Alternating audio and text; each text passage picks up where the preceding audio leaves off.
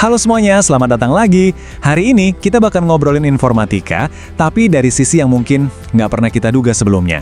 Jadi lupain dulu deh barisan kode yang rumit, karena kita akan selami gimana informatika itu sebenarnya jadi kunci buat ngebentuk karakter generasi masa depan. Coba deh, kalau saya sebut kata informatika, apa sih yang langsung kepikiran sama kalian? Mungkin coding? Atau analisis data yang pusing? Ya, bener sih, tapi itu baru kulitnya aja. Karena sejujurnya nih, informatika itu jauh lebih dari sekedar ngetik kode. Ini tuh soal cara kita mikir, cara kita mecahin masalah. Tapi yang paling penting, yap, benar banget. Informatika itu ternyata alat yang super ampuh buat ngebentuk diri kita di zaman digital ini. Dan inilah inti dari obrolan kita kali ini. Terus gimana caranya? Nah, ini yang menarik. Semuanya itu nyambung langsung sama kerangka pembangunan karakter nasional kita, yaitu profil pelajar Pancasila. Jadi informatika itu bukan sekedar pelajaran biasa, tapi jembatan buat nanamin nilai-nilai luhur Pancasila. Yuk, kita bedah satu-satu. Profil pertama, beriman, bertakwa, dan berakhlak mulia. Di dunia maya, ini artinya apa? Ya, etika digital. Waktu belajar informatika, siswa itu diajarin buat ngehargain hak cipta, jangan plagiat, jangan sebar hoax. Bahkan, mereka bisa bikin proyek sosial pakai aplikasi. Intinya, teknologi itu dipakai buat kebaikan. Lanjut, berkebinekaan global. Ini keren banget. Teknologi informasi itu kan bisa nembus batas negara ya. Nah, siswa jadi bisa kolaborasi di satu proyek sama teman-teman dari negara lain. Ini kan langsung ngebuka pikiran mereka soal budaya dan cara pandang yang beda. Inilah toleransi yang sesungguhnya, yang dipraktekkan langsung. Terus ada gotong royong. Informatika itu pada dasarnya kerja tim banget. Coba bayangin bikin program atau aplikasi.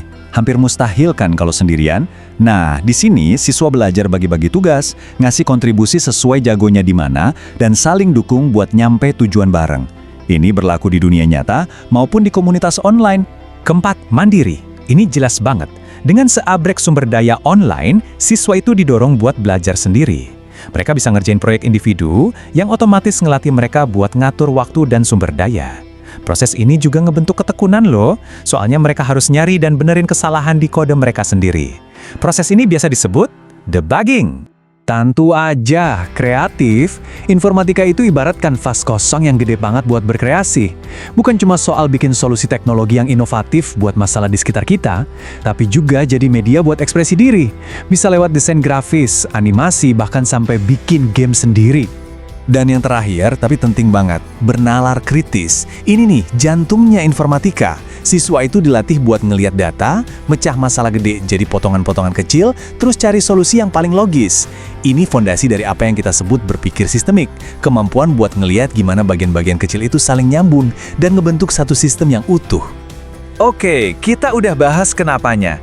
Kenapa informatika itu penting buat karakter? Sekarang, ayo kita intip apa sih pilar-pilar yang ngebangun semua itu? Ada 3 konsep inti yang wajib kita tahu.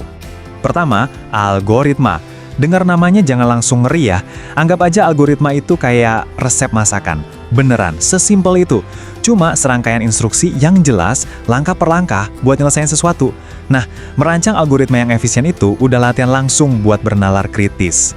Berikutnya, struktur data. Oke, kalau data itu bahan masakannya, nah struktur data itu cara kita nata dapur kita. Simpelnya ini cara kita nyusun informasi biar rapi, gampang ditemuin, dan gampang dipakai lagi.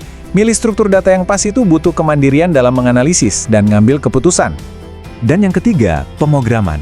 Nah, disinilah kita nulis resep tadi pakai bahasa yang dimengerti sama komputer. Pemrograman itu jembatan antara ide di kepala kita sama eksekusi di mesin. Dan kalau ini dikerjain bareng-bareng satu tim, ini jadi praktek nyata dari gotong royong. Sip, kita udah punya kenapa dan apanya. Sekarang, bagian paling seru nih.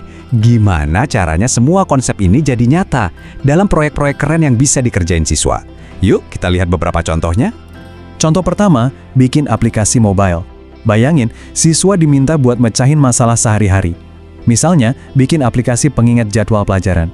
Mereka bakal ngerasain prosesnya dari awal sampai akhir, ngerancang solusinya, nulis kodenya, terus nguji aplikasinya. Proses ini benar-benar ngubah ide jadi sesuatu yang nyata dan berguna. Kedua, Internet of Things atau IoT. Coba bayangin sistem rumah pintar yang sederhana. Nah, di sini siswa belajar soal input, proses, dan output. Ada sensor yang deteksi cahaya, itu inputnya. Datanya dianalisis, itu prosesnya. Dan lampunya nyala otomatis, itu outputnya. Ini tuh kayak sulap teknologi di dunia nyata. Dan yang ketiga, analisis data. Cuma dengan nampilin data secara visual, kayak data penjualan sederhana ini aja, siswa bisa belajar buat ngenalin tren. Misalnya, produk mana sih yang paling laku? Ini ngelatih mereka buat ngambil keputusan yang pinter berdasarkan bukti, bukan cuma kira-kira. Pada akhirnya tujuannya itu bukan cuma jago teknis. Seperti yang ditekankan di kutipan ini, siswa tidak hanya memperoleh pengetahuan teknis, tetapi juga memahami pentingnya integritas dan etika di dunia digital. Intinya adalah ngebentuk warga digital yang bertanggung jawab. Jadi, saya mau ninggalin kalian dengan satu pertanyaan buat direnungkan. Dengan kekuatan buat ngebangun karakter, ngedorong kreativitas, dan ngasah nalar kritis, kira-kira gimana ya informatika bakal ngebentuk generasi masa depan di sekitar kita? Coba deh pikirin. Makasih banyak udah menyimak.